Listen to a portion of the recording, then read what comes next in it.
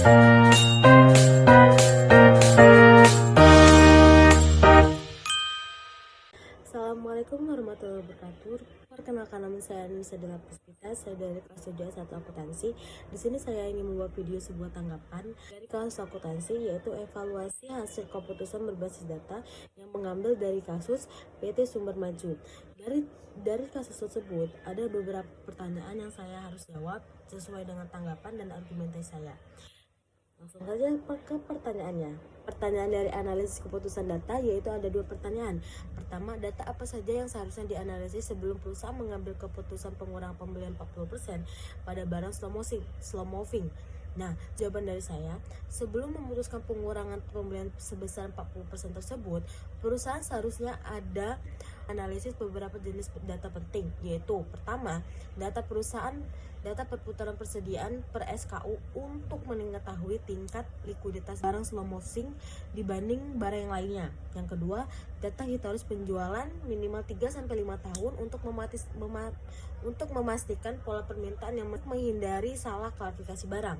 3, ada data tren dari preferensi pelanggan untuk melihat apakah barang tersebut memiliki potensi permintaan di masa depan. Yang keempat, ada biaya penyimpanan per kategori barang termasuk sewa gudang, biaya handling, dan biaya kerusakan atau obsolescence.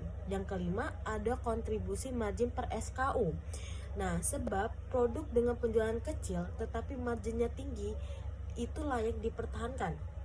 Yang keenam, ada lead time pemasok untuk memastikan apakah pengurangan pembelian tidak menghambat kemampuan perusahaan merespon permintaan mendadak. Nah, analisis konversif ini untuk memastikan keputusan tidak diambil secara parsial dan mempertimbangkan risiko permintaan tersebut. Nah, pertanyaan kedua yaitu apakah keputusan perusahaan sudah sesuai dengan prinsip pengambilan berbasis data dan berikan alasannya. Jawaban dari saya yaitu secara umum keputusan perusahaan sudah sesuai dengan prinsip pengambilan keputusan tersebut dikarenakan ada poinnya, ada 3 poin, yaitu pertama, perusahaan menggunakan data historis, contohnya kenaikan biaya persediaan, penurunan rasio kualitas. Yang kedua yaitu ada perusahaan mengidentifikasi SKU dengan kontribusi hanya 5% pendapatan. Yang ketiga, perusahaan menindaklanjuti temuan data tersebut melalui strategi yang tepat seperti pengurangan pembelian, forecasting, dan clearing stock. Nah, namun pelaksanaan tersebut belum sepenuhnya optimal karena terlihat dari kesalahan peramalan yang menyebabkan kehabisan stok barang fast moving ini menunjukkan bahwa sistem forecasting belum mature pada data yang digunakan atau belum lengkap seperti itu. Nah, selanjutnya yaitu dari pertanyaan evaluasi hasil keputusan, ada 2 pertanyaan juga. Yang pertama yaitu berdasarkan hasil 6 bulan, apakah keputusan yang diambil dapat dikatakan efektif dan jelaskan. Nah, jawaban dari saya, keputusan tersebut dapat dikatakan cukup efektif karena ditunjukkan oleh beberapa indikator. Pertama, biaya persediaan turun dari 12%, yang artinya strategi pengurangan stok memberikan penghasilan. Yang kedua, ada rasio perputaran persediaan meningkat menjadi 6,5, yaitu menunjukkan persediaan bergerak lebih cepat dari efisiensinya. Yang ketiga, ada profit bersih yang meningkat 8%, menjadi bukti bahwa efisiensi tersebut berdampak besar bagi perusahaan. Nah, namun demikian, efektivitas tidak sepenuhnya optimal karena masih terjadi stock out pada produk fast moving ini yang dapat merugikan pendapat dan kepuasan pelanggan. Pertanyaan kedua yaitu apa risiko dari keputusan pengurangan pembelian yang terlalu agresif dan bagaimana dampaknya terhadap pelayan pelanggan. Nah, jawabannya itu risiko dari pengurangan pembelian yang terlalu agresif adalah stock out barang fast moving seperti terjadi pada kasus ini. Nah, potensi kehilangan penjualan karena pelanggan beralih ke kompetitor. Terus menurunnya tingkat kepuasan pelanggan terutama untuk produk yang sangat dibutuhkan.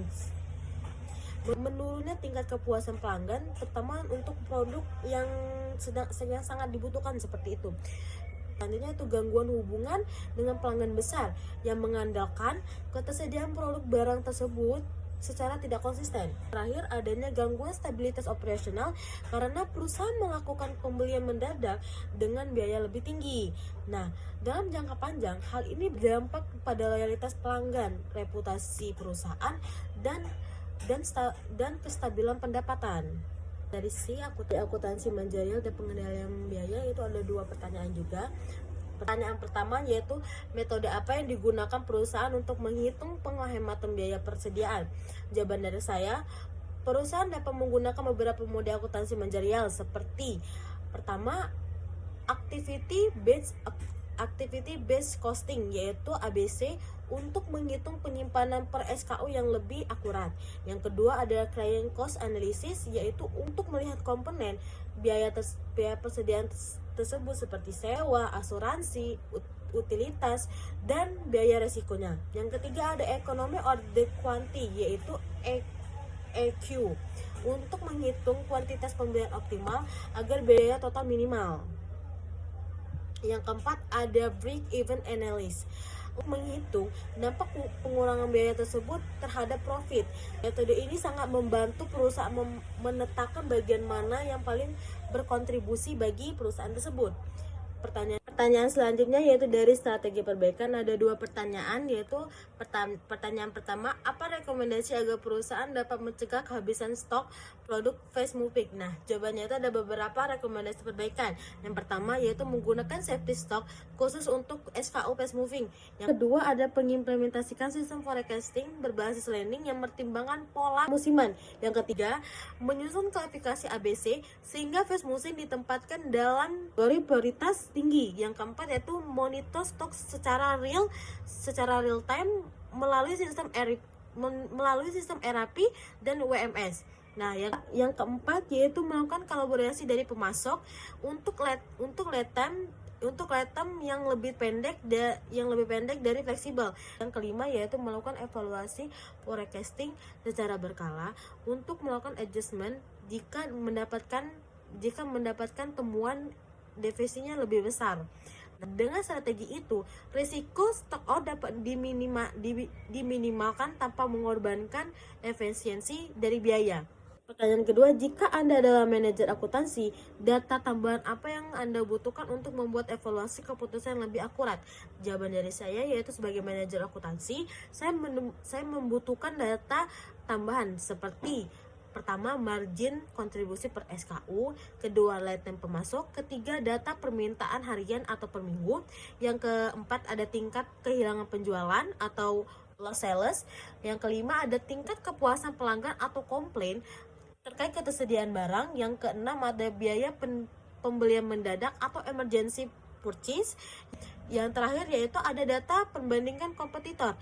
Nah, dari tambahan tersebut bisa membuat proses evaluasi dan membantu pengambilan keputusan yang lebih akurat untuk pada periode berikutnya. Sekian tanggapan dari saya tutup. Wabillahi taufiq wal hidayah. Wassalamualaikum warahmatullahi wabarakatuh.